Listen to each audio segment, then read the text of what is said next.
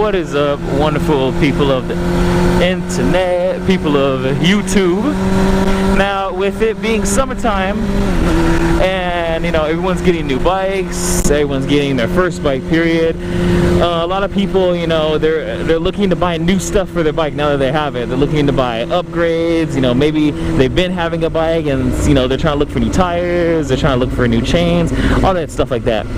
So, Mr. Throttle-Gainz here, I'm gonna do my duty to the motorcycle community, and I'm going to help you guys decipher between good stuff and bad stuff for motorcycles. Let's go.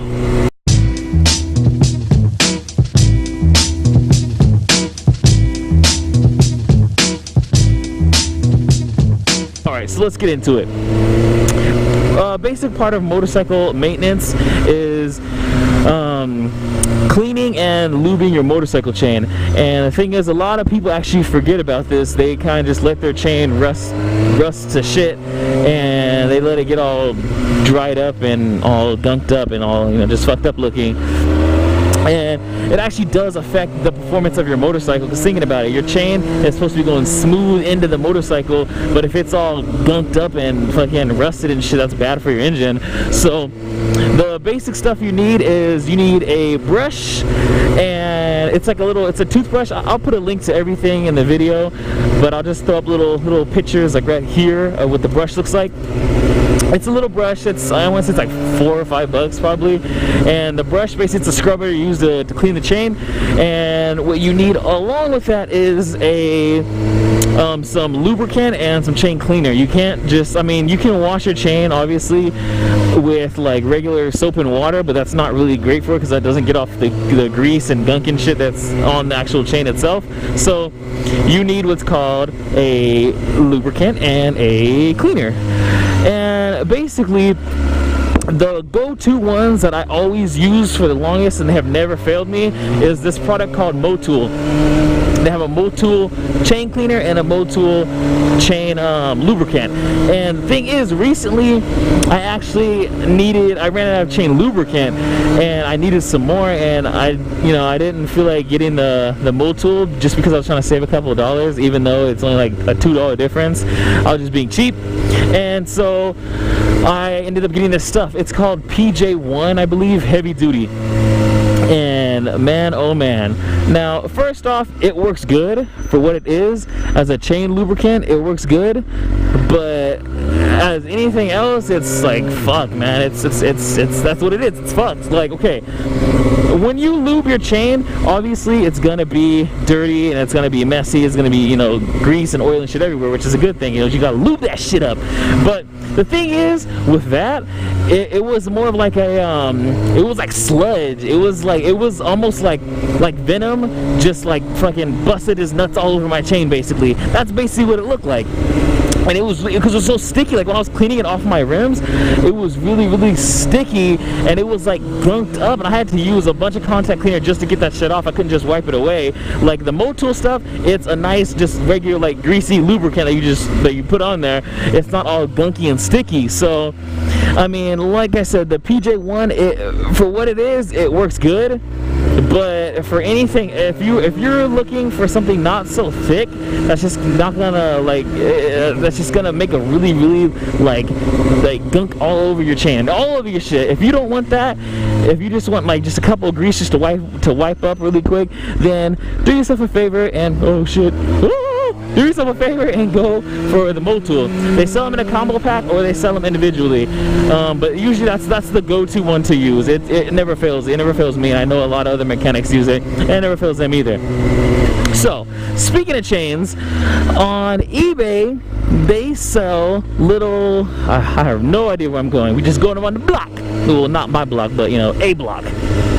Anyways, on eBay they sell these chains, and they are, what's back here? They sell these chains, and they're basically, they're like maybe $80, $70, maybe like even like I don't know, 50 bucks. And for a chain, that is very, very bad. The chain shouldn't be like 50 bucks. A good chain, which is an RK or like a Vortex, you can get a good chain and sprocket kit for, I want to say, probably like 130, 150. And then you have a legit one. But all those chains that they sell on eBay, they have like blue ones, they have gold ones, they have like I don't know, fucking pink ones. All those kind of colored chains, those fucking suck. They'll go bad within, I want to say, a month tops of like regular, like hardcore kind of riding. They're fucking terrible. They're honestly, if you have like a show bike and you just have your bike for like a show and you don't really ride it as much, then I would say get one of those chains. But for just regular, like actual like day-to-day riding, those are terrible chains. No matter how much you lube and clean those things, they get gunked up so quick because they're cheap. They're cheap little chains. They're cheap to put on. They're cheap, just as cheap to fucking fall right back off. So do yourself a favor. When it's time to get a new chain, just go with a top brand. Go with an RK or Vortex. Those are always the go-to brands. Once again, for me, I'm rocking a Vortex right now. But yeah, so just stay away from those cheap little colorful chains on eBay if you want to do day-to-day riding and you want your bike to actually last. Stay away from those chains. On to the next one is the things I have on my bike right now. These motherfucking things. Now, they're good for what they are, like for shorty levers, you know, they're good. But the thing is, when I bought these, they were gold. I'm on a roller coaster. Woo! Oh fuck it, I skipped a stop sign. But when I got these were gold. These are like the same color as like my forks. I don't know if you can see, but I have the forks are like a gold painted color. These were the same color. But over, I want to say like a month span probably.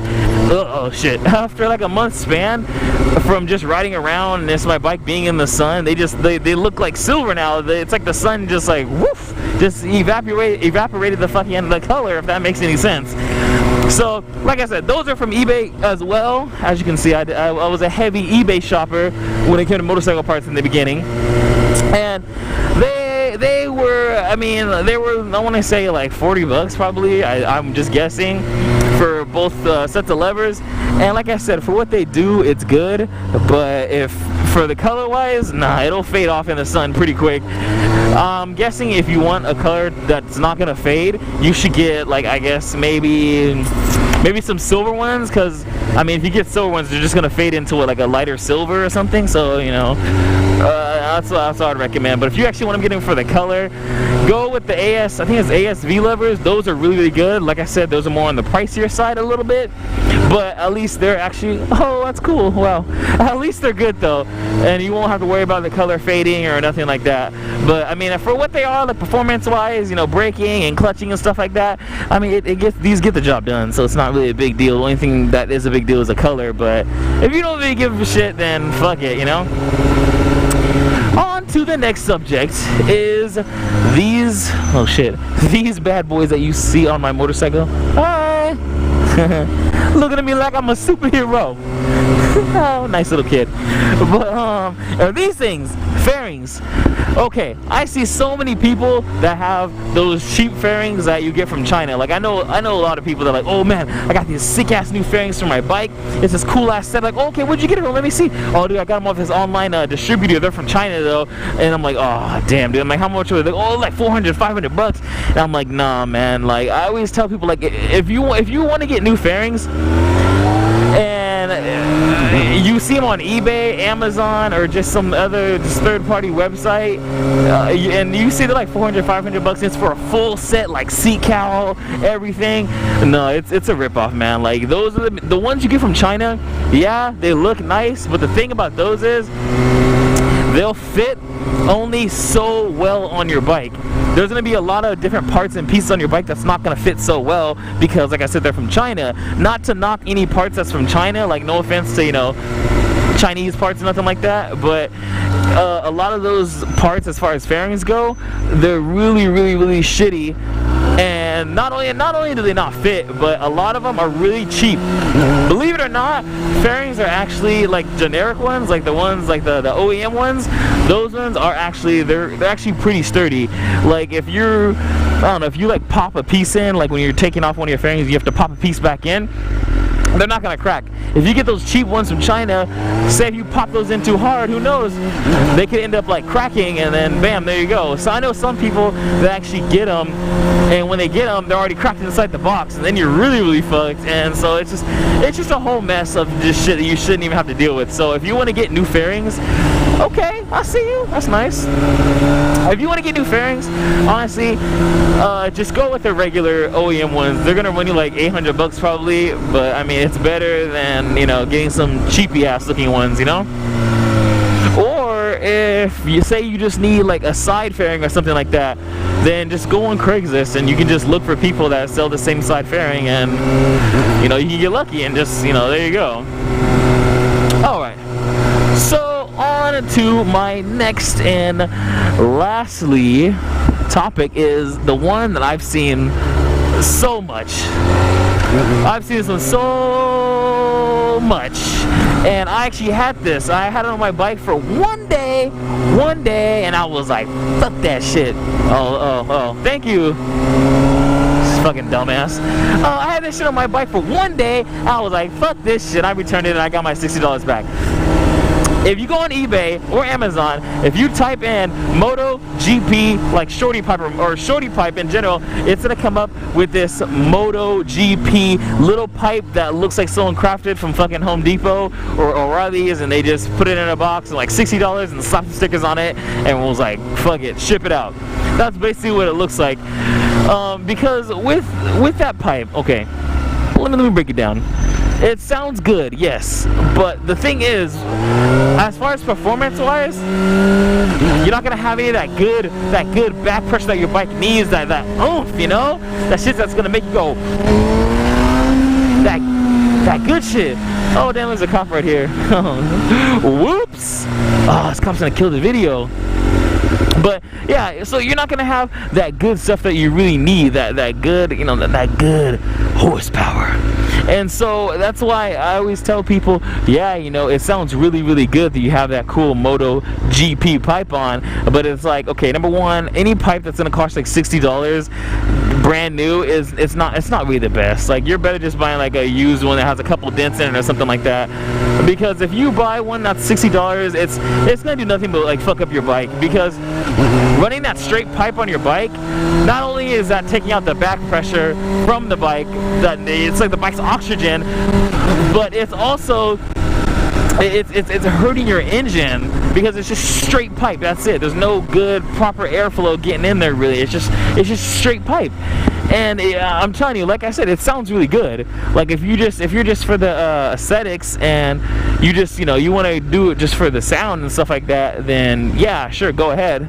But I'm gonna turn right here because I'm trying to hit it a little bit, and this can't be behind this cop the whole time.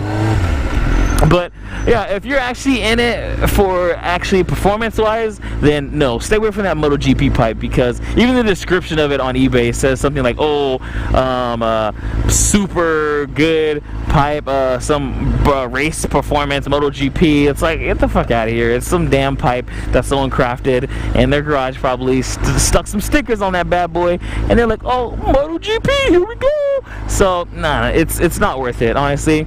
Save your $60 and probably save another $60, and you could probably buy like a decent used pipe that you can throw on your bike that'll not only sound pretty good, but it'll help your bike performance wise. So, you know, that's one thing to understand about the motorcycle community, is as far as parts go, 90% of the time you get what you pay for, honestly. Like, if for most parts, not all parts, for most parts, if you want to get something for your bike and it's cheapy and you're just like, oh fuck it, let me just put it on there, then it's not gonna last that long. Like, you really do get what you pay for. Like I said, so motorcycle chains, moto lubricant. Well, lubricant, that's like whatever. You kind of get what you kind of get your money's worth. It's gonna be a mess. But fairings, fucking shorty levers, the pipes, all that shit like that, going the cheap way, it's not really the business for you. What the fuck is taking this damn light so long? Oh, and lastly, I almost forgot a really important one. For all you people that want to buy cool like HID kits for your bike and stuff like that, make sure you know what kind of voltage your bike can kind of handle. Because not only do you have to worry about the voltage, but you have to worry about it. If it's too bright, if it's too high of like a voltage, then what's gonna end up happening is it can actually burn through the actual glass part of the headlight. And if it burns through the glass part of the headlight, oops, excuse me, I just burped. If it burns through the glass part of the headlight, then you're kind of fucked. Now, that's just a little. That was a little bonus tip for you viewers that are thinking about buying those. Just be very careful, because I had a friend who had one of those, and he put it in there. It wasn't that expensive, and it looked nice and everything. But the thing is, the voltage of the light was I guess it was too high, and so his actual the actual headlight was actually getting melted more and more and more and more and more as he had them on. Even when he had them in low beams, still the HIDs were so strong, it ended up melting his shit. So when it comes to those, just make sure you know the legit brand that you're getting it from, and if you can, try to take it to a mechanic that can actually recommend you the right voltage and stuff like that. Someone who specializes in like headlights and stuff like that. I don't think they have motorcycle shops that specialize in like headlights, but I mean, I'm pretty sure they have like a car shop that can kind of help you out a little bit. But that's all I have for everyone today, or this evening actually. It's 7:36. I don't know why I'm always saying the time in the videos. It's fucking weird, but fuck it. So, like I always say, you guys like, subscribe, comment, let me know what you want to hear me talk about. And this is your boy, you already know, Throttle-Gainz, and I'm out. That was weak. I couldn't even hit it because I'm in the neighborhood. I was weak. That was weak. But you guys know, I ain't no. That was weak. Anyways, I'm out.